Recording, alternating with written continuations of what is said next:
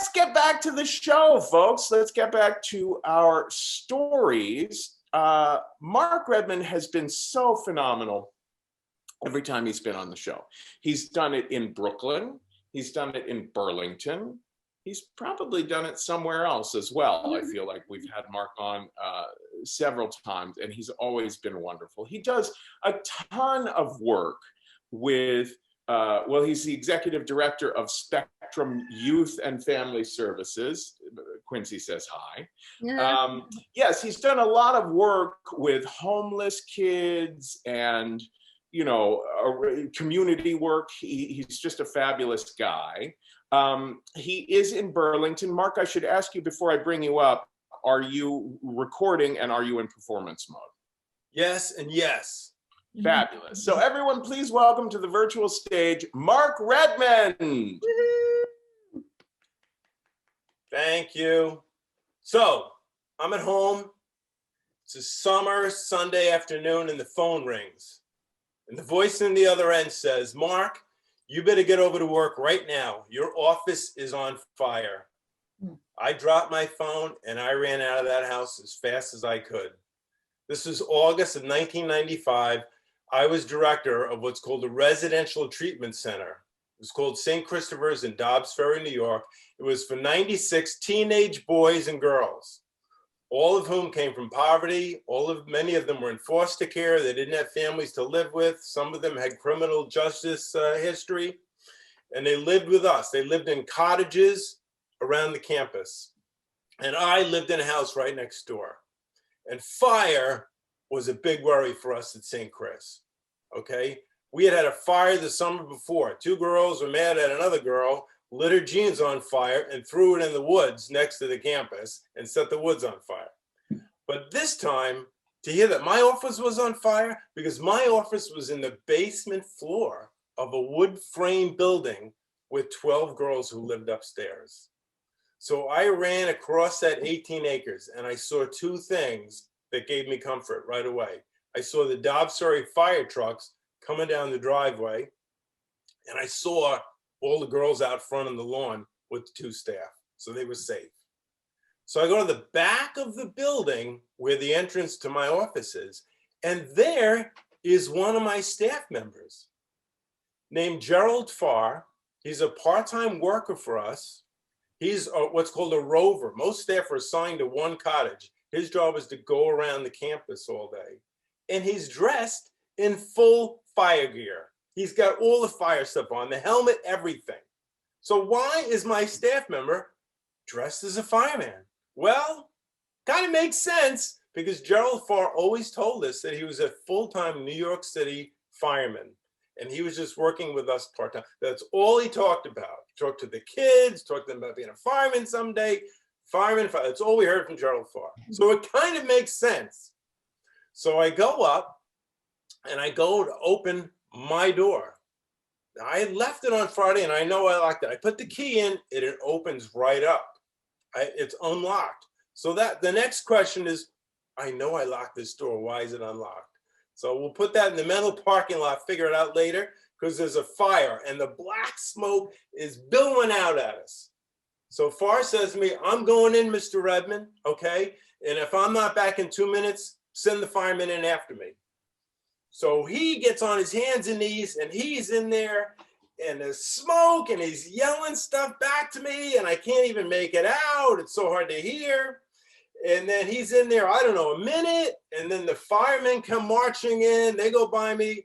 They pull him out. He comes out. He's coughing and spitting and hacking. They're giving him oxygen. So for the next hour, it's just chaos. The firemen are in there. They're trying to put the fire out. My office looked like a piece of charcoal. I mean, I wasn't able to use that office for another year. In fact, I had a whole bookshelf in there. I still have it. 25 years later, I salvaged one book. You can see the smoke. This is my proof. So anyway, they put the fire out. So Mr. Farr, he's the hero. All the firemen, they're around him. They're patting him on the back. They're asking him what he saw. He is the hero. So I go up to him and he says, Mr. Redmond, I think this was arson. I think somebody set that fire. I was like, what? I thought for sure it's an old one frame building. It was an electrical fire. So anyway, I got to the two staff who were working in that building. And I said, they think it was arson. Did you guys see anybody at all around this building? Anybody suspicious? So the one staff member does the eye roll. He looks at the other staff member, does the eye roll thing. And I said, what? And he goes, yeah, we saw somebody. Your hero over there. I was like, what do you mean? And the guy says, yeah, remember I said to you, hey, what is Farr doing right outside Mr. Redmond's door? And the other guy says, yeah, and I said to you, he must be coming up to see us in a minute. But he never did. And a few minutes later, we smelled smoke. So I'm like, no way. There's no way. Because I saw that man risk his life. There is no way he did that. So anyway, I go up to Mr. Farr. I said, wow, thank God you were here. And he goes, yeah, I always carry my fire equipment with me in my trunk. That's why I had all my fire stuff. So I said, listen, when you were working here as Rover today, did you see anybody suspicious up by this building? He goes, no, I never even made it up to this end of the campus. So now I'm thinking, wait a minute. I have two staff members IDing this guy right outside my door, and he's telling me he wasn't even near the place. So by now the police chief is on the ground. So I go up to the police chief. I said, listen, I know this sounds crazy, okay? This can't be true, but my two staff members swear they saw the fireman there right by my door. And he's claiming he wasn't there. So the police chief says, okay, is there someplace we can question him? I said, yeah, we have a chapel on the other end of campus. Use that. And the police chief said, we do know this. It was arson. Because whoever set this fire used an accelerant like gasoline. We also know somebody broke into that side door and then they went out the other door. So that solved the mystery of why my door was open. And he said they used a blue crowbar. So we find that blue crowbar, we find our arsonist. So they talked to Mr. Farr for about an hour, and then the police chief comes over to me and says, he's telling us he never told you guys that he was a New York City fireman.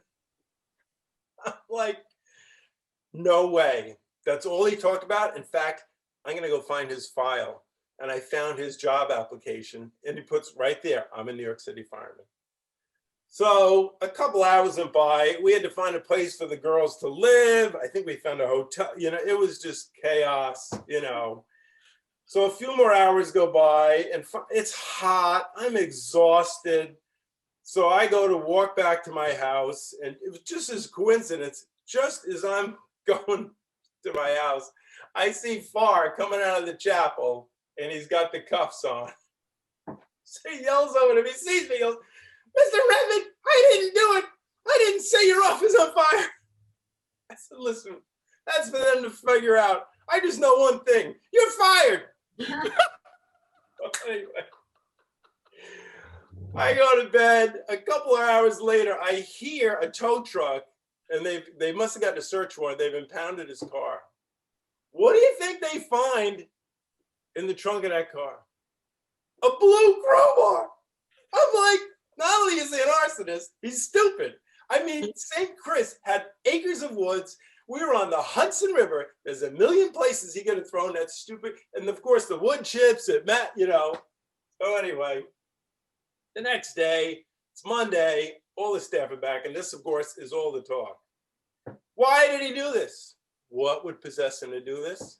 I find out the next day he was dating one of the female staff members, and she didn't think he was a fireman. And she started to say to him, I don't think you're really a New York City fireman. And she started telling everybody else. So I, to this day, believe he set that office on fire to go in and be the hero to prove he's a fireman. Wow. So anyway, he's locked up. And now there's a trial. He's pleading he's innocent. So I have to testify at the grand jury. So I show up at the grand jury, and I'm waiting to go in. There's like a waiting room, and police lieutenant is across from me. I knew him. I'm like, why are we here? Why am I here and you here? And we're paying a judge and a district attorney, and we got all these jurors have to leave. Why are we here? And he says, he's got an alibi. I said, what's the alibi? He said, this man is saying he was always worried about lax security in your office. So he purposely broke in to prove just how bad the security was. And when he was in there, he heard someone outside. So he got nervous because it was dark.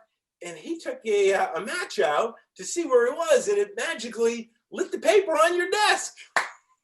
I was like, how does that explain the gasoline?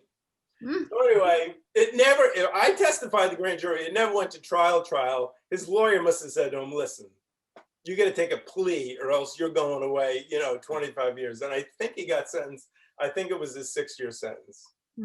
So shortly after that, by that time I had been working in this field for like 15 years. And I was with a supervisor who had worked a lot longer than me. And he said to me, he goes, I tell people, unless you worked in this field, you would never believe the crazy ass stuff that happens. Not from the kids. We expect it from the kids, from the staff. And now I've been doing it 40 years. Kevin knows I'm director of a program for homeless and at-risk kids up in Burlington. We have 60 staff. And I'll tell you, most of the people I work with, they're saints. They're doing really difficult work.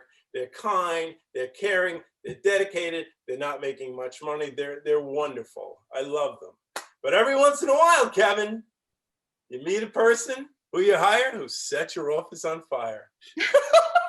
That's my story, bud.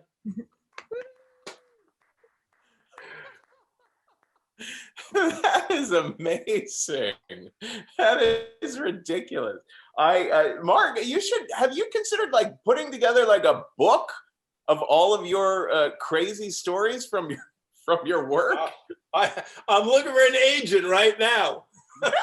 Yeah. Oh my God, that would be great. That is amazing to write it. Holy cow. Arson. Holy cow. Oh my goodness. That is so. That is really the arsonist who shows up to put out the fire. Goodness gracious. Okay, Mark Redmond, everyone.